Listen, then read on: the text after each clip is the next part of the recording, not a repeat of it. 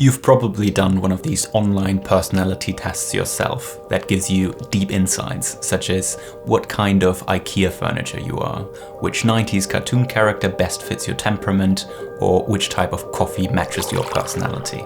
If you want to hear my results for these quizzes, you need to stick around until the end of this video. But all jokes aside, there are some personality models that are genuinely quite useful to know as a consultant. Out of the many personality models, I want to home in on a concept called the 4-color personality model. It was one of the first consulting and management frameworks that I got trained on when I first started my job in pharma consulting back in 2016.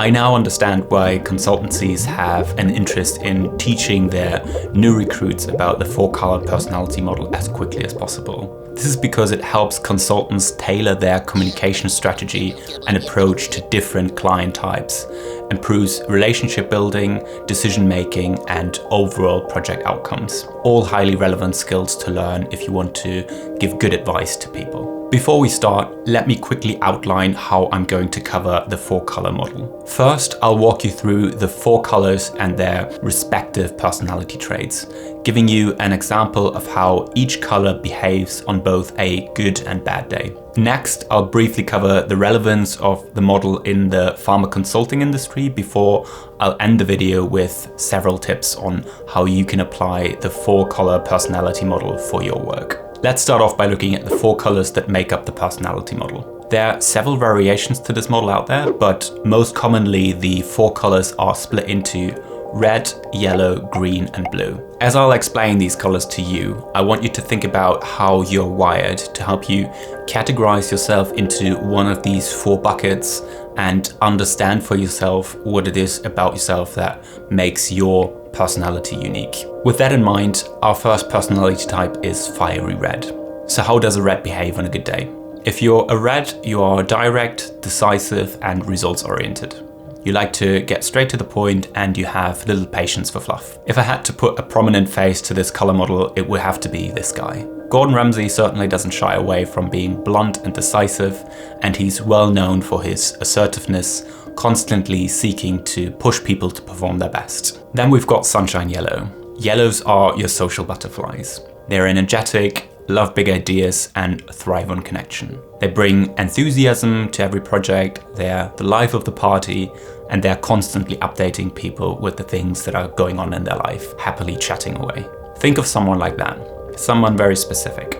If you can't think of anyone with that much energy, it's you. My pick for famous yellow celebrity has to go to Kevin Hart. The energy and humor he brings at all times, whether that's in interviews with his bestie Dwayne "The Rock" Johnson, or when he's just commenting on the Olympics together with Snoop, it's just unrivaled. Don't worry if neither the fiery red or sunshine yellow personalities have resonated with you so far. That's okay.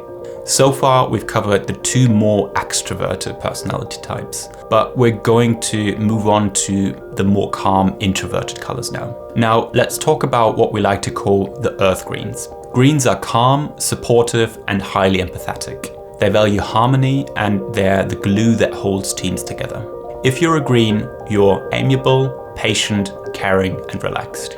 You're also an amazing listener if you are green, as you won't interrupt someone mid-sentence like a fiery red might do, who just wants to skip straight to the point and not waste any time. A great representative for the greens is the guy who took the red pill in 1999. When he's not wearing the bulletproof suit of Mr. John Wick, killing hundreds of bad guys with his kung fu, Keanu Reeves is known for his calm, humble demeanor and strong sense of empathy. Stories of his kindness and support to others, both on the set and in everyday life, highlight his collaborative and caring nature. And finally, there are the cool blues. Blues are analytical, detail-focused, and methodical. They want every I dotted and every T crossed before making decisions. If you're a blue watching this video, you want me to prove this concept to you. You always ask whether there's evidence for that. Blues like to study, analyze, and go into all the nitty-gritty detail. An amazing example of a well-known blue scientist is Marie Curie, even though she's arguably missed one crucial detail while doing her research. Nonetheless, she's the Nobel Prize-winning chemist and physicist who's discovered radium and polonium, an achievement which the world not at least owes to her extraordinary analytical skills. Now that you know about the 4 personality colors, Pause for a second and ask yourself, which of those colors best represents you? Are you a fiery red, sunshine yellow, earth green, or cool blue? Let me know down in the comments. I can already see the fiery reds hacking away at their keyboards, hastily typing their one-word answers, while the blues are not quite sure yet as to what color they are, as they need more time to think about it. The crux is to be aware of these personality traits, as there's one big risk if we're not. What do you think it looks like to someone else when we overuse our personality traits and communication characteristics? I'm sure that Gordon Ramsay only wants to bring out the best in people, but does it really help if he keeps calling people a donkey, moron, or worse over a slightly delayed dinner service? This is what happens when a fiery red overuses their strong-willed and demanding energy on a bad day. Now suddenly people perceive Gordon Ramsay as aggressive, controlling, overbearing, and intolerant. As with so many things in life, too much of a good thing becomes a bad thing. This goes to show that for all these positive attributes of the 4 personality types we've discussed, there's a negative equivalent of how people may perceive you. If you overuse your sunshine yellow enthusiasm, persuasiveness, and sociability, all of a sudden you're perceived as frantic, hasty, indiscreet, or flamboyant. The same goes for the relaxed, patient, and caring greens, who, on a bad day, turn into reliant, plotting, docile, bland, and stubborn creatures that are difficult to work with. Last but not least, if a cool blue overuses their energies, they stumble into a spiral of more and more analysis, losing themselves in the data to the point where they reach analysis paralysis. That's why on a bad day, blues are perceived as indecisive, cold, reserved, controlling, and overly critical. In fact, that's exactly how I tend to feel on a bad day. A while back, I did a version of the 4-color profile at work. Unsurprisingly to me, my primary color came back as blue. This is why on a bad day, I may start tinkering with some new data that I've received out of curiosity, losing focus of the more relevant and urgent things that I should be doing that day. Similarly, I think one aspect that many fellow blues can relate to is that we may appear unemotional or uninvolved, even though we ourselves know that we're just preoccupied with thinking about something else at the moment. The point is though that others don't know that, so we should try to be aware of our colors and how they may be perceived externally. That brings me to the relevance of the 4-color model in consultancy. In consulting, we work with other people by definition. We're advising people that come to us with a problem. To find a solution that works for our clients, we need to tailor our solutions to their communication style. That could mean that being more analytical with a blue client or being more direct with a fiery red client who quickly wants to drive things forward. If you're a consultant leading a team, knowing your colleagues' colors will help you play to their strengths. Should you have to plan an in-person workshop, for example, and you've got a sunshine yellow in your team, let them run the meeting and leverage their excitement and sociability to lead interactive brainstorming sessions. Consultants also need to sell stuff, so it's important that we persuade potential clients with our offerings. If you're writing a proposal for an earth green client, for example, you could think about ways of making your offering appeal to their typical values like harmony, stability, and collaboration by highlighting that your work will involve collecting feedback from several stakeholders, or you could point out examples of how you've worked with that client in the past, speaking to their value of trust building. So how can you apply the 4-color model, and how does it benefit you?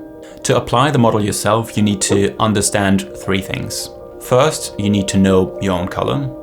Second, you need to know the color of the colleagues that you're working with. And third, you need to know the color of your clients. These 3 things are important because they will inevitably shape how you're communicating and interacting with the people that you work with. And if you understand the 4-color principle, it will vastly increase the chance of your next project being successful, making you a better and more effective consultant in the process. Let me give you a few examples of how you can apply this principle in practice. If you're a consultant with a green personality type, you might be focused on ensuring that everyone feels comfortable and that there's harmony in the team. While there are of course many benefits to this kind of approach and behavior, it also bears the risk of avoiding and addressing crucial issues. In meetings, you might hesitate to give critical feedback, fearing it might upset someone even though the project is falling behind. When decisions need to be made, you procrastinate, wanting to gather more information to avoid any risk which delays the team and causes frustration. You can see how this can become an issue, especially if you're working together with a client who's got a rad personality, who's super keen to make rapid decisions and progress the project. However, being aware of this issue brings you one step closer to your solution.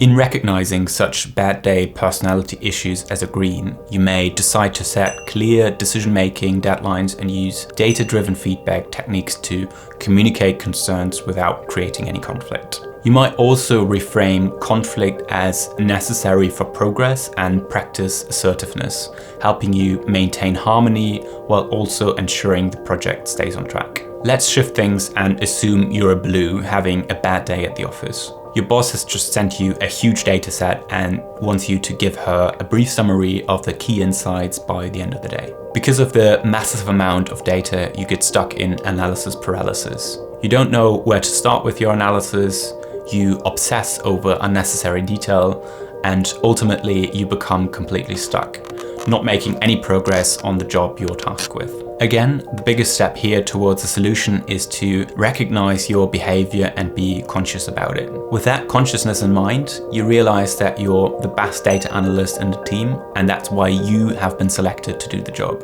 You make a list of the 3 things you want to get done before the end of the day and push away the voices in your head that tells you that every detail of your analysis needs to be perfect, as your boss only wants a first overview and there'll be always the chance to dig deeper into the data should questions arise later on.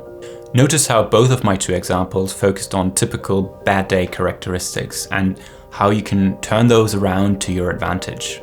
That's, however, only one side of the coin. Think back to all the positive attributes each color brings to the table on a good day, which you should leverage at all costs. Play to everyone's strengths and let reds be decisive, blues be analytical, greens be empathetic, and yellows be creative. Lastly, consider the client you're working with. They too have strengths and weaknesses associated with their color. Being aware of your client's colors and interacting with them accordingly is just as important for the success of your next project. Before I give you my answers to the quizzes I've mentioned in the beginning, let me leave you with one last question. Seriously ask yourself, who am I? Because how you see yourself will tell you something about how you judge and interact with others. After all, if you're 10 feet tall, it's hard for you not to think that everyone else is tiny. Coming back to the quizzes though. As for the IKEA furniture, apparently I'm the paxed wardrobe. In the words of the website where I took the quiz, organization is important to me and all things have their place, and this is how I like it. For the type of coffee, it seems I am a luscious light roast, gentle, soft, and oh so sweet on the palate. And last but not least, my 90s cartoon character is not 1 but 2. In fact, it's Beavis and Butthead. According to the website, I tend to do stupid things, and the worst part is that I think it's funny, and usually I do it because I choose to. I've linked all quizzes down in the video description, so let me know your results down in the comments. Now that you're done watching this video on the 4-color personality model, check out one of my other videos that you'll see pop up on screen right now. I hope you enjoyed today's video, and I will see you in the next one.